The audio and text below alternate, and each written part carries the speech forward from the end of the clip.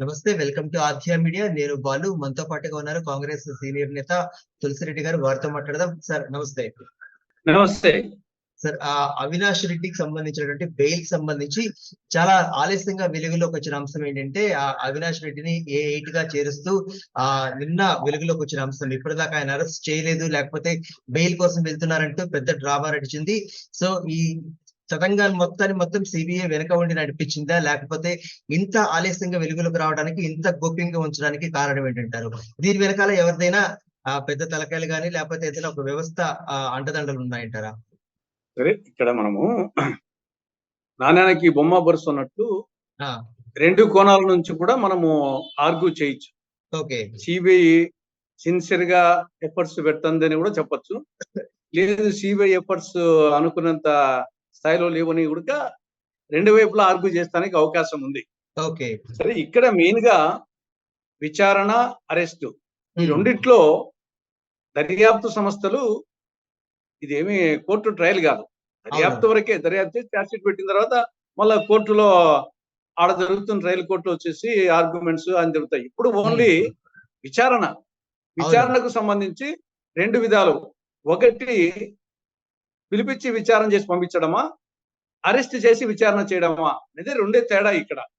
కాబట్టి రెండిట్లో విచారణ ఉంటుంది. మామూలుగా ఇప్పుడు ఆల్రెడీ అవినాష్ 6 సార్లు పిలిచారు, విచారణ చేశారు. ఈడ అరెస్ట్ విచారణతో పాటు అరెస్ట్ చేయడమా లేదా అనేది తేడా, అంతే తప్ప అరెస్ట్ ఎప్పుడు చేస్తారు? మామూలుగా అరెస్ట్ ఎప్పుడు చేస్తారంటే వీళ్ళు ప్రభావితం చేస్తారు, సాక్షులను ప్రభావితం చేస్తారు అనే అనుమానం ఉన్నప్పుడు అరెస్ట్ చేస్తారు. లేకపోతే ఇది విచారణ వరకే. కాబట్టి ఇక్కడ డెఫినెట్ గా వచ్చేసి అవినాష్ రెడ్డి ఎంపీగా సాక్షులను ప్రభావితం చేసే స్థాయి ఉంది. కాబట్టి ఆ కోణంలో చూసినప్పుడు అరెస్టు ప్లస్ విచారణ చేయాల్సిన అవసరం ఉంటుంది. లేకుంటే మామూలుగా విచారణ వరకు ఆల్రెడీ చేశారు. ఏమి ఆల్రెడీ 6 సార్లు పోయాడు, పిలిచినప్పుడు పోయాడు, మొన్న కూడా శనివారం పోయినాడు. కాబట్టి ఇక్కడ విచారణ ప్లస్ అరెస్టు రెండు అనే దానికోసము హైకోర్టు ఏం చెప్పింది? హైకోర్టు వచ్చేసి మీరు అరెస్ట్ చేయొద్దని చెప్పి బెయిల్, యాంటిసిపేటరీ బెయిల్ ఇస్తూను మీరు శనివారం వస్తారు. ఒకవేళ మీరు అరెస్ట్ చేయాలి అనుకుంటే మీరు అరెస్ట్ చేసి మళ్ళా పూచీకత్తు మీద వదలండి అని చెప్పేసి దాంట్లోనే ఇచ్చారు. కాబట్టి ఆ నేపథ్యంలో చేసినట్టుంది. ఇప్పుడు ఎనీహౌ సుప్రీంకోర్టులో సునీత ఆడ మళ్ళా అప్పీల్ పోయింది. కాబట్టి ఇప్పుడు సుప్రీంకోర్టు యాంటిసిపేటరీ బెయిల్ అది కూడా మంగళవారానికి వాయిదా పడింది సార్. మంగళవారానికి వాయిదా పడింది. కాబట్టి దాని మీద ఏముంటుంది, దాన్ని బట్టి ఉంటుంది. కాబట్టి ఇక్కడ రెండు, విచారణ, అరెస్ట్ అనేది ఆ రెండు అంశాలు. విచారణ ఏమో ఆల్రెడీ జరిగింది. దర్యాప్తు సంస్థ మెయిన్ గా దాని ఉద్దేశం విచారణే. అరెస్ట్ ఎప్పుడు చేస్తారంటే సాక్షులను ప్రభావితం చేయకుండా ఉండే దానికోసం బయట ఉంటే చేస్తారు, లోపల ఉంటే కోర్టులో జైల్లో ఉంటే చేయరు అనే దాని మీదనే చేస్తారు తప్ప నుంచి విచారణకు అనేది అరెస్ట్. చాలా మంది ఏమనుకుంటారంటే ఓహో అరెస్ట్ అంటే కొట్టి బలవంతంగా చేపిస్తారేమో అనుకుంటారు. అది కాదు. సార్ ఇక్కడ చిన్న రైట్ సార్, ఇక్కడ మీరు అన్న దాంట్లోనే ఒక చిన్న లాజికల్ క్వశ్చన్స్ నాకు తట్టినటువంటి ఒక అంశం ఏంటంటే, సాక్షులని ప్రభావితం చేస్తారేమో, అందుకే అరెస్ట్ అనే అంశం ఏదైతే ఉందో, హత్య జరిగి దాదాపుగా 4.5 సంవత్సరాలు దాటుతున్న నేపథ్యంలో ఇంతకాలం సాక్షుల్ని ప్రభావితం చేయకుండాను, లేకపోతే మేనేజ్ ఎందుకంటే ప్రపంచం మొత్తానికి ఎవరు చేశారు ఎవరు చేయలేదు సంగతి తెలిసినా కానీ అందులో ఇన్వాల్వ్మెంట్ అయిన వాళ్ళకైతే ఖచ్చితంగా తెలుస్తుంది కదా, ఇదిగో మేం చేశాము లేకపోతే మేం చేయలేదని. సో ఆ ఇన్వాల్వ్మెంట్ ఉన్నప్పుడు ఏదో రోజు మా దాకా వస్తుంది అని తెలియకుండా ఉంటారా, లేకపోతే సాక్షుల్ని ఈ 4.5 సంవత్సరాలలో ప్రభావితం చేయకుండా ఉంటారా? ఇప్పటిదాకా బయటే ఉన్నారు కదా, ఇక ప్రభావితం చేసే అనే అంశం ఎక్కడి నుంచో తలెత్తుతుంది అంటారు? ఇప్పుడు ఇది క్రూషియల్ టైం కదా. ఇప్పుడు ఈ నెల 30వ తారీఖు లోపల ఛార్జ్ షీట్ వేయాలని చెప్పేసి సుప్రీంకోర్టు ఇచ్చింది. కాబట్టి నేచురల్ మనం కూడా జనరల్ గా ఏం చేస్తుంటాము, 10th క్లాస్ ఎగ్జామ్స్ కానీ ఎగ్జామ్స్ ప్రిపరేషన్ అప్పుడు ముందు టాలెంట్ ఉంటాయి, కానీ లాస్ట్ మూమెంట్ లో వచ్చేసి ప్రిపరేషన్ ముమ్మరంగా జరుగుతుంది. కాబట్టి నేచురల్ గా ఇప్పుడు ఈ నెలాఖరు లోపల ఛార్జ్ షీట్ పెట్టాలి. కాబట్టి ఇప్పుడు నేచురల్ గా వచ్చేసి ఆ యొక్క ఎఫర్ట్స్ ఎక్కువగా ఉంటాయి. మీరు చెప్పినట్టు 4 సంవత్సరాల 3 నెలలు అయినప్పటికీ ఇక్కడ నేచురల్ గా ఇప్పుడు లాస్ట్ మూమెంట్ లో ఆ యొక్క ప్రయత్నాలు ఎక్కువగా ఉంటాయి.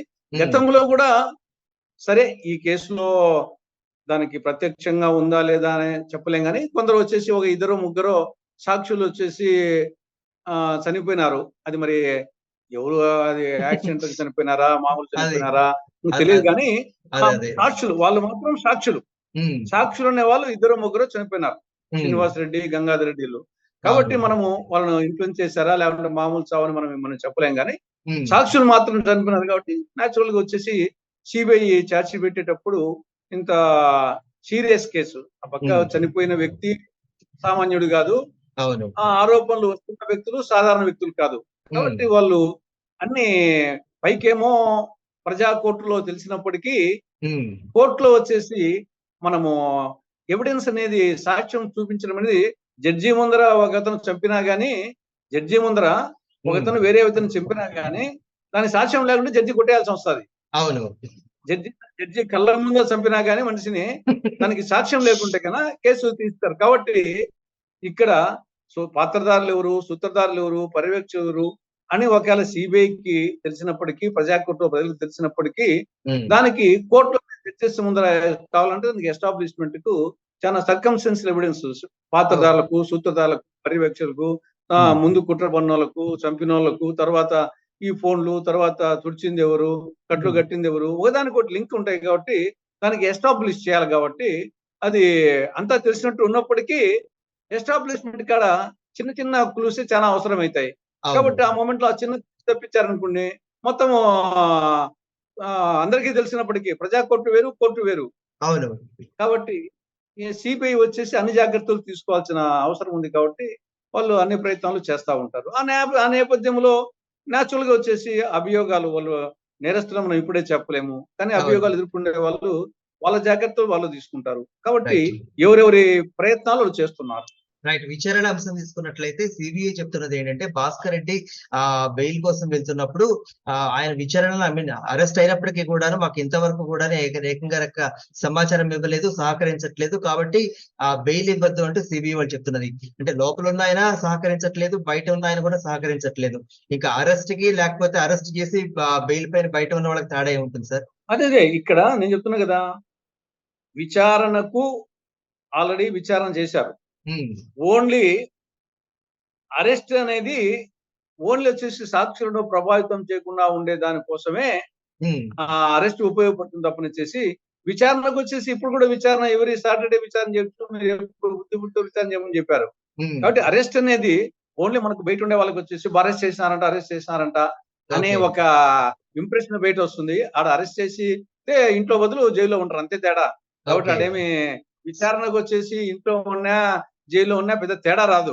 ఉమ్, కాకపోతే ఉంటే జైల్లో ఉంటే ఈ సాక్షులను ప్రభావితం చేస్తానికి ఆ అవకాశాలు తక్కువగా ఉంటాయి. ఫోన్లో ఓకే. మాట్లాడడం కానీ, పిలిపించుకోవడం కానీ ఉండవు. బయట ఓకే. ఉంటే ఇవన్నీ ఫోన్లలో కానీ, డబ్బుల విషయంలో కానీ, భయపెట్టడం కానీ, ప్రలోభాలు చూపడం కానీ అవకాశాలు ఉంటాయి. కాబట్టి ఉమ్, ఓన్లీ అంతవరకే డిఫరెన్స్ తప్ప విచారణకు పెద్ద డిఫరెన్స్ ఉండదు. ఓకే. కాబట్టి ఇక్కడ ఫైనల్ గా వచ్చేసి ఈ యొక్క సర్కమ్స్టెన్షియల్ ఎవిడెన్స్ కోసమే ట్రై చేస్తున్నట్టుంది. ఎందుకంటే ఆల్రెడీ పాత్రధారులు తెలిసిపోయినారు. ఓకే. ఇక్కడ పాత్రధారుల కాడ ఎవరు డిస్ప్యూట్ చేయడం లేదు. ఉమ్, A1 వచ్చేసి Erra Gangi Reddy, A2 Sunil Yadav, A3 Umashankar Reddy, A4 Dastagiri. అవును. ఈ యొక్క 4 పాత్రధారుల కాడ పెద్ద ఉమ్, ఎవరు డిస్ప్యూట్ అని చెప్పడం లే. అవును. ఆ పక్క గాని, ఈ పక్క గాని, సిబిఐ గాని లేకుంటే వీళ్ళు గాని సమస్యల్లో ఏమి A5, A6, A7, A8. అవును. అది కూడా మెయిన్ గా A7, A8 కాడనే. ఉమ్, A5, A6 కాడ కూడా పెద్దగా కాలే. అవును. A5 వచ్చేసి దేవిరెడ్డి శివశంకర్ అరెస్ట్ చేసినప్పుడు అంత ఇంత లేదు. ఉమ్, A6 వచ్చేసి ఉదయ్ కుమార్ రెడ్డి, అవును. A7 వచ్చేసి భాస్కర్ రెడ్డి. భాస్కర్ రెడ్డి, ఇప్పుడు A8 అవినాష్ దగ్గరికి వచ్చిన సమస్య. కాబట్టి ఓ- ఇక్కడ పాత్రధారులు తెలిసిపోయినారు. కాబట్టి ఉమ్, సూత్రధారులు డెఫినెట్ గా వచ్చేసి పాత్రధారులకు తెలుసు, సూత్రధారులు ఎవరైంది సిబిఐకి తెలుసు. కానీ దాని లింక్ ఎస్టాబ్లిష్మెంట్ కోసమే ఇవన్నీ ప్రయత్నాలు నా అభిప్రాయం. ఓకే. మరో పక్కన ఈ ఎందుకు ఇంత గోప్యంగా ఉంచాల్సిన అవసరం వచ్చింది? లేకపోతే మీరు చెప్పినట్టుగా 6 సార్లు హాజరైనప్పుడు అప్పుడు ఎందుకు అరెస్ట్ చేయలేదు? ఎందుకంటే వాళ్ళ దగ్గర ఖచ్చితంగా కీలక సమాచారం ఉన్న నేపథ్యంలో కర్నూలులో జరిగిన డ్రామా కావచ్చు, లేకపోతే 16వ తారీఖు, 19, 21 ఇట్లా డేట్లు మారుస్తూ ఇంత డ్రామా ఎందుకు చేయడం? వాళ్ళ దగ్గర పూర్తిగా సమాచారం ఉన్నప్పుడు 6వ సార్లు మొట్టమొదటిసారి వచ్చినప్పుడే అరెస్ట్ కి వెళ్ళినప్పుడే ఇంత తతంగం జరిగేది కాదు కదా. నిజమే. అదే ఆ విషయం ఆలోచించినప్పుడు ఈవెన్ సుప్రీం కోర్టే చెప్పింది మీరు ఎప్పుడైనా అరెస్ట్ చేసుకోవచ్చు అని చెప్పేసి. ఓకే. అయినా కానీ వీళ్ళు చేయలేదు అన్నప్పుడు డెఫినెట్ గా అక్కడ అనుమానం అనేది సిబిఐ మీద నేను చెప్తే కదా బొమ్మ బొరుస అని ఆ పక్క ఆర్గ్యూ చేయొచ్చు, ఈ పక్క ఆర్గ్యూ చేయొచ్చు. ఓకే. కాబట్టి ఈ పక్క ఆర్గ్యుమెంట్ కు సుప్రీంకోర్టు, హైకోర్టు మీరు ఎప్పుడైనా అరెస్ట్ చేసుకోవచ్చు అని ఇచ్చినప్పుడు అరెస్ట్ ఎందుకు చేయలేదు అన్నప్పుడు డెఫినెట్ గా వచ్చేసి ఏదో పైన ప్రెజర్ ఉంది అనేది స్పష్టంగా తెలుస్తా ఉంది. సిబిఐ ఆఫీసర్స్ సక్రమంగా పనిచేయాలనుకున్నా గానీ పైనుండి వచ్చేసేసి న్యాచురల్ గా ఊరికి మనం అంటుంటాం స్వయం ప్రతిపత్తి ఇవన్నీ వట్టి మాటలు. ఏ పార్టీ అయినా సరే అది డైరెక్ట్ గా వచ్చేసి ప్రైమ్ మినిస్టర్ కింద ఉంటుంది. అది ministry of department of personal training కింద ఉంటుంది సిబిఐ. అది ప్రైమ్ మినిస్టర్ కింద ఉంటుంది. కాబట్టి ఇది డెఫినెట్ గా వచ్చేసి ప్రభావితం దాని జోక్యం చేసుకోవాలనుకుంటే ఖచ్చితంగా జోక్యం చేసుకుంటుంది కేంద్ర ప్రభుత్వం. దాంట్లో మనం పైకి చెప్తాంటారు వచ్చేసి అది స్వయం ప్రతిపత్తి గల వ్యవస్థ, మేము జోక్యం చేసుకుంటాము.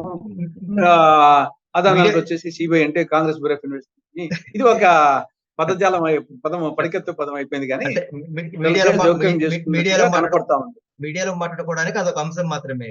అంతే అంతే అంతే. కానీ అట్ ది సేమ్ టైం వచ్చేసి సిబిఐ వాళ్ళు అఫిడవిట్ ఈ యొక్క సునీల్ యాదవ్ అప్పుడు బెయిల్ పిటిషన్ అఫిడవిట్ లో గానీ, ఇప్పుడు భాస్కర్ రెడ్డి విషయంలో గానీ, అవినాష్ విషయం గానీ వాళ్ళు వచ్చేసి పాత్రదారులు, పర్యవేక్షకులు, సూత్రధారులు, ఈ యొక్క ఫోన్ నంబర్స్ వాట్సాప్ లో యాక్టివ్ గా ఉంది, ఈ టైం మొత్తం ఎవరితో మాట్లాడినారు అని చాలా క్లారిటీగా వచ్చేసి వాళ్ళు ఓపెన్ గా చెప్తున్నారు. దాంట్లో వచ్చేసి అరెస్ట్ ఒక్కటి తప్పనిచ్చేసి మిగతా అవినాష్ రెడ్డి మీద, భాస్కర్ రెడ్డి మీద, మిగతా వాళ్ళ మీద చాలా పిన్ పాయింట్ గా వచ్చేసి ఎవరెవరు ఫోన్ లో ఎవరెవరు మాట్లాడారు, వాట్సాప్ లో యాక్టివ్ ఉంది, ఆ టైమింగ్స్ అన్ని చెప్తున్నారు. కాబట్టి మరి నిజంగా సిబిఐ లొంగిపోయింటే ఇవన్నీ చెప్పరు కదా అనే యాంగిల్ ఆలోచించవచ్చు. కాబట్టి రెండు ఉన్నాయి ఇక్కడ. ఓకే. అయితే ఆ హత్య జరిగిన తర్వాత నారావారి రక్త చరిత్రను ప్రచురించిన పేపర్ ఇప్పుడు ఇదంతా బయటపై అరెస్ట్ అయిన తర్వాత కూడా ఇప్పుడు ఎవరి రక్త చరిత్రగా దీన్ని చూడాలంటారు సార్? ఇప్పుడు సరే అది వచ్చేసి అప్పుడు వచ్చేసి పొలిటికల్ గా ఉపయోగించుకున్నది బాగా స్పష్టంగా తెలిసిపోతుంది. వాళ్ళకి తెలిసి కూడా, ఎందుకంటే ఇప్పుడు సిబిఐ ఇన్వెస్టిగేషన్ ప్రకారంగా 6/15కు ముందే జగన్మోహన్ రెడ్డి తెలుసు అని తెలుస్తాం. కృష్ణారెడ్డి బాహ్య ప్రపంచానికి చెప్పక ముందే జగన్మోహన్ రెడ్డికి తెలుసు అని చెప్పినప్పుడు ఇంకది దాంట్లో వచ్చేసి నిజంగా నారావారి చరిత్ర ఏంటి కదా ఇమీడియట్ గా అప్పుడే మొత్తము కేంద్ర ప్రభుత్వము కడప ఎస్పీని మార్చింది, డీజీని మార్చినప్పుడు ఈ కేసులో కూడా వచ్చేసి ఉంటే గన అంత ఎవిడెన్స్ ఉంటే అప్పుడే కొట్టేసింది కదా మొత్తం. నారావారి రక్త తింటే ముందు చంద్రబాబు నాయుడు కంటే ఎవరున్న అందరినీ తెలుగుదేశం వాళ్ళని అప్పుడే వేసిండ్రు కదా. ఎందుకంటే అప్పుడు పేరుకేమో తెలుగుదేశం ఉన్నప్పటికీ మొత్తం ఎలక్షన్ కమిషన్ పర్యవేక్షణలోనే ఎలక్షన్ కమిషన్ చేతిలో ఉంది యంత్రాంగం అంతా. డీజీని మార్చారు, ఎస్పీని కడప ఎస్పీని మార్చారు. కాబట్టి ఆ పరిస్థితుల్లో మరి కేసు ఉంటే ఆటోమేటిక్ గా చేసి ఉండేవాళ్ళు. కాబట్టి అది పొలిటికల్ ఉపయోగించింది బాగా తెలిసిపోతుంది. తర్వాత రెండవది మళ్ళీ అధికారంలోకి వచ్చిన తర్వాత 9 నెలల 11 రోజులు ముఖ్యమంత్రిగా జగన్మోహన్ రెడ్డి గారు సిట్టి ఆయన కింద ఉన్నది కదా. నిజంగా అప్పుడైనా చేసి ఉండొచ్చు కదా తెలుగుదేశం వల్ల కానీ నారావారి గారు చేస్తుంటే కదా. కాబట్టి ఇది ఖచ్చితంగా వచ్చేసి ఇది పొలిటికల్ గా వాడుకున్నారు, ఇది పచ్చి అబద్ధాలు అన్నారు అనేది స్పష్టంగా తెలుస్తుంది. ఇప్పుడు ఇప్పుడు ఈ యొక్క నిందితులకు కొమ్ము కాస్తుంది అనేది కూడా స్పష్టంగా అర్థమైపోతుంది. జగన్మోహన్ రెడ్డికి ముందే తెలుసు అనేది కూడా 6/15కి ముందే తెలుసు, ప్రపంచం ముందే అనేది కూడా సిబిఐ స్పష్టంగా అది కూడా చెప్పింది సిబిఐ లో. కాబట్టి ప్రజా కోర్టులో వరకు క్లారిటీ వచ్చింది. ప్రజా కోర్టులో పాత్రదారులు, సూత్రధారులను ప్రజలు నమ్ముతున్నారు. సిబిఐ చెప్పినటువంటి పాత్రదారులను, సూత్రధారులను ప్రజా కోర్టులో ప్రజలు నమ్ముతున్నారు. కానీ కోర్టుకు వచ్చేసి దానికి ఎవిడెన్స్ కావాలి కదా. ఆ యాంగిల్లో ఈ ఇబ్బందులన్నీ వస్తున్నాయి. దానికి ఈ పక్క ప్రభుత్వం ఎంటైర్ ప్రభుత్వం వచ్చేసి దాన్ని ఎవిడెన్స్ ట్యాంపరింగ్ చేసడానికి ప్రయత్నాలు చేస్తుంది. ఈ పక్క ఒక పెద్ద రాష్ట్ర ప్రభుత్వం అనే ఒక బలవంతమైన శక్తి, ఆ పక్క సిబిఐ అనే ఒక పెద్ద దర్యాప్తు సంస్థ మధ్య ఒక తగ్గపారుగా ఉంది. ఇప్పుడు వచ్చేసి వాళ్ళ సిబిఐ దృష్టిలో వచ్చేసి వాళ్ళు సూత్రధారుల కిందనే ఉంది కదా. ఇక్కడ ఒకటి ముందు కుట్ర, రెండవది పాత్ర అంటే ఎగ్జాక్ట్ చంపిన వాళ్ళు ఎవరు, మూడవది ఆ రక్తం తుడిచిన వాళ్ళు ఎవరు, కట్టుకట్టిన వాళ్ళు ఎవరు, బ్యాండేజ్ చేసిన వాళ్ళు ఎవరు, కుట్లు వేసిన వాళ్ళు ఎవరు, ఇవన్నీ మూడిటికి ఉన్నాయి. కుట్ర, యాక్చువల్ ఇన్వాల్వ్మెంట్ అనేది నలుగురు ఉన్నప్పుడు డెఫినెట్ గా ఇది ఏదో ఒక సమయంలో కొలికి రాక తప్పదు. ఎందుకంటే పాత్రదారులు చిక్కినాక సూత్రధారులు చిక్కుని ఆడిపోతారు, ఎన్నాళ్ళు అది ఎస్కేప్ అవుతారు. అంటే ఆ లింక్ కోసమే అంతే తప్పనిచ్చేసి పాత్రదారులు కూడా దొరుకుంటే అప్పుడు వచ్చేసి మనం చీకట్లో సెర్చ్ చేసినట్టు ఉంటుంది. ఇక్కడ స్పష్టంగా పాత్రదారులు ఎవరు కూడా అది కాదనలేదు. సిబిఐ కాదనలేదు, ఇల్లు కాదనలేదు, ఎవరు కాదనడం లేదు. పాత్రదారికి వచ్చినప్పుడు సుత్తదారి దొరకని అడిగిపోతారు. ఓకే.